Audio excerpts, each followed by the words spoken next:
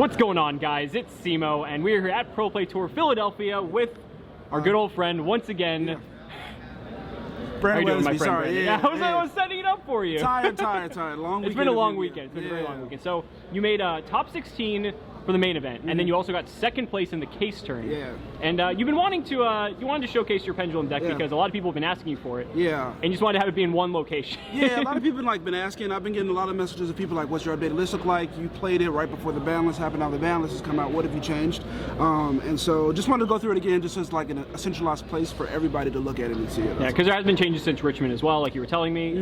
Primarily, you said the main deck was almost exactly the same. But the main deck is basically card for card for Richmond. The side deck and extra have made some changes because stuff has come off the list, and then depending on matchups, I expected a lot of combos, so my side deck was built more for combo. Sure, and so we can just go ahead and just go through everything again too. Yeah. If someone's watching this for the first time. Yeah, sure. Yeah. So 3 servants, 2 master, 1 jackal. So that's like the small Endymion engine that I play.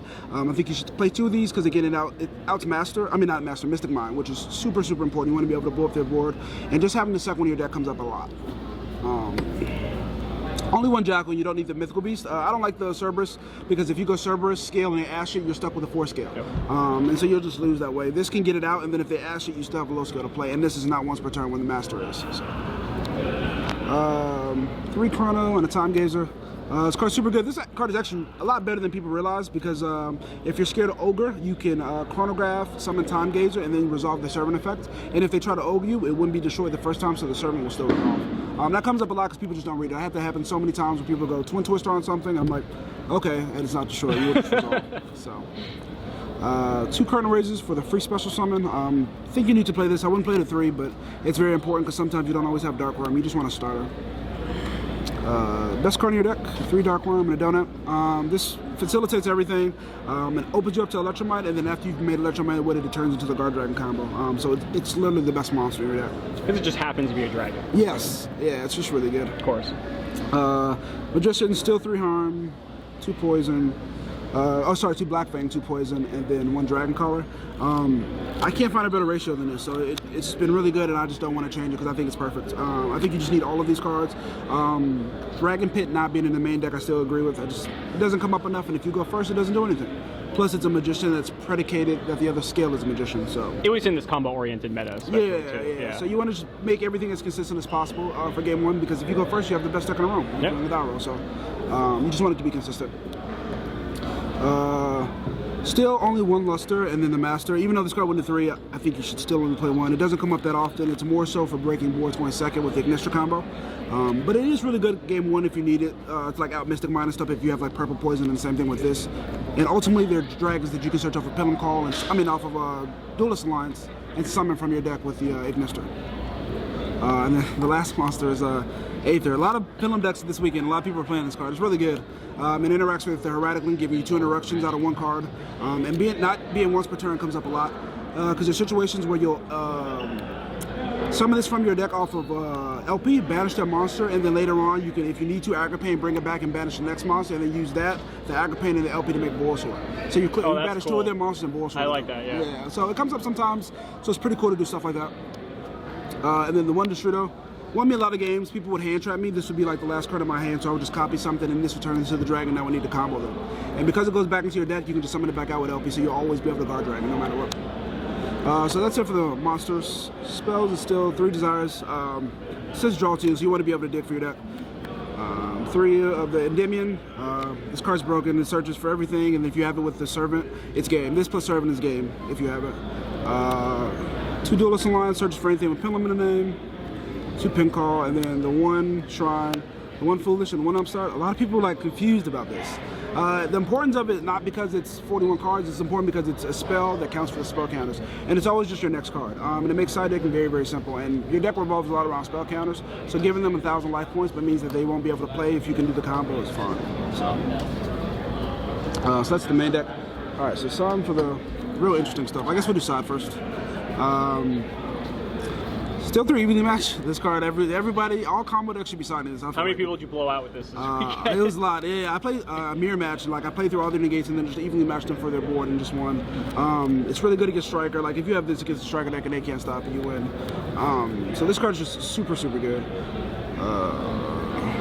2 or 3 reboot. I kind of regret siding. It's not that card. I kind of regret siding this. I expected a lot of people to play Pendulum, which there were a lot of Pendulum, and I thought people who weren't going to be playing Pendulum was going to side D-Berry.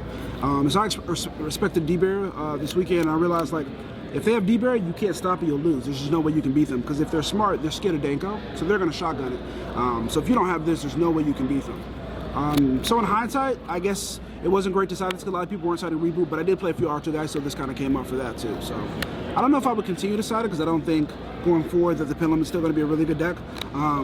But if it is, it might be something to be considered, I guess. 3 impermanents.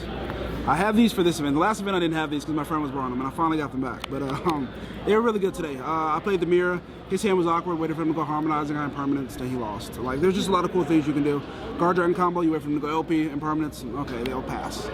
So this card's just super good. Also, in top 16, my opponent had a topological and what's the spell, the continuous spell that says you can't special from your deck or search.